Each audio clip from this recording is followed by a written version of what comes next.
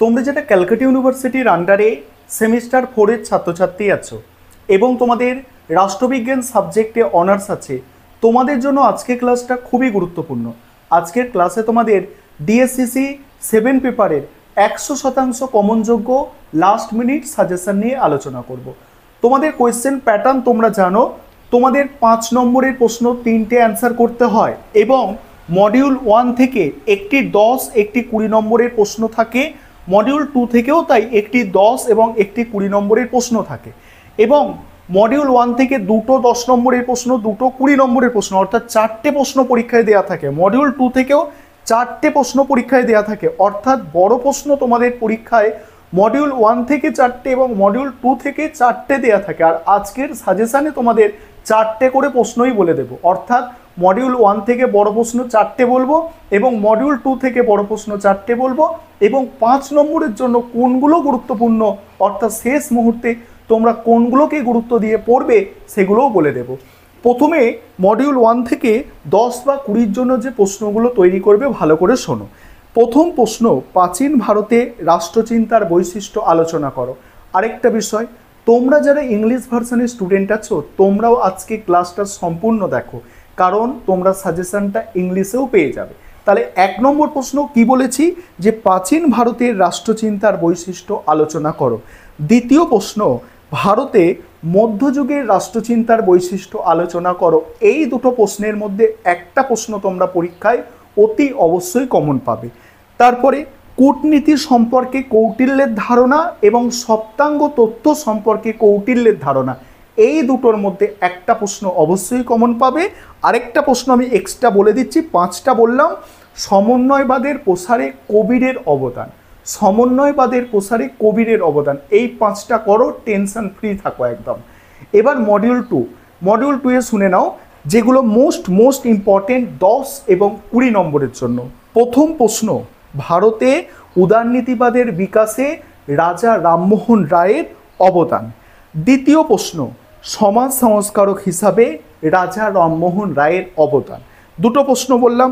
3 নম্বর, জাতীয়তাবাদ সম্পর্কে রবীন্দ্রনাথের দৃষ্টিভঙ্গি আলোচনা করো।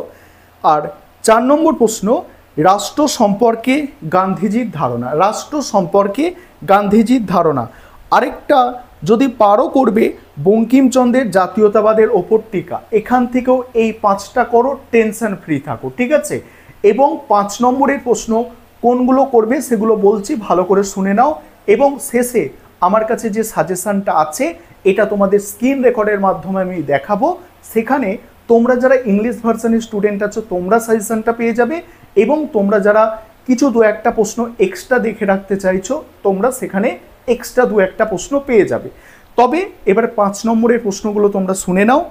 5 নম্বরের মডিউল 1 থেকে প্রথম প্রশ্ন, প্রাচীন ভারতের রাষ্ট্রচিন্তার বৈশিষ্ট্য। এটা বড়তে বলেছি, ছোট লিখে দিতে পারবে। মধ্যযুগে রাষ্ট্রচিন্তায় আবুল ফজলের অবদান 5-এর জন্য মোস্ট ইম্পর্টেন্ট। কৌটিল্যের দণ্ডনীতি 5-এর জন্য করবে। সমন্বয়বাদের ধারণা 5 নম্বরের জন্য করবে।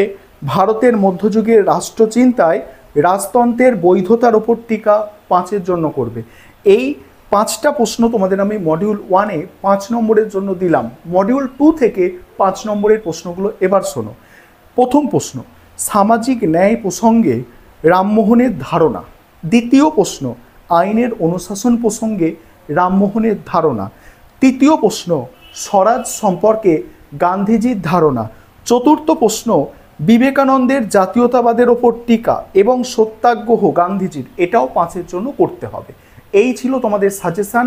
এবার তোমরা যারা ইংলিশ ভার্সনের স্টুডেন্ট আছো তোমরা যারা একটু বেশি পড়তে চাইছো, সম্পূর্ণ সাজেশানটা আমি স্ক্রিন রেকর্ডের মাধ্যমে দেখাচ্ছি, দেখে নাও। তোমরা যারা ইংলিশ ভার্সনের স্টুডেন্ট আছো এবারে তোমরা সাজেশানটা দেখে নাও।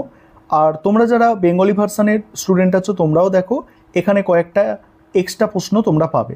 যেমন এই প্রশ্নটা আমি বলেছি প্রাচীন ভারতের রাষ্ট্রচিন্তার বৈশিষ্ট্য, এটাও বলেছি মধ্যযুগের রাষ্ট্রচিন্তার বৈশিষ্ট্য।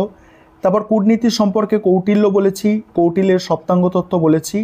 আর কৌটিল্যের দণ্ডনীতি, এখানে একটা এক্সট্রা প্রশ্ন আছে সমন্বয়বাদের ওপর টিকা। এই যে সমন্বয়বাদ দিয়ে প্রশ্ন তোমাদের আসবে ঘুরিয়ে ফিরে, এখানে 3ভাবে প্রশ্নটা আসতে পারে, এটা আমি মোস্ট ইম্পর্টেন্ট বলেছি। এবং আরেকটা প্রশ্ন এখানে আছে, মধ্যযুগের রাষ্ট্রচিন্তায় আবুল ফজল ও বারাউনির অবদান আলোচনা করো। এবারে দেখো মডিউল টু থেকে এই প্রশ্নগুলো আমি বলেছি। রামমোহন রায়ের অবদান উদারনীতিবাদের বিকাশে, সমাজ সংস্কারে রামমোহন রায়ের অবদান, আইনের অনুশাসন সম্পর্কে রামমোহন, এটা তোমরা একটু দেখে যেতে পারো, এটা 10-এ দিলেও দিতে পারে।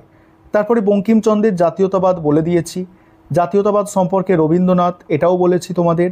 তারপরে দেখো জাতীয়তাবাদ সম্পর্কে বিবেকানন্দ, এটা এক্সট্রা প্রশ্ন রেখেছি, এটা বলেছি তোমাদের। রাষ্ট্র সম্পর্কে গান্ধীর ধারণা, স্বরাজ সম্পর্কে গান্ধী, সত্যাগ্রহের গান্ধী বলে দিয়েছি তোমাদের।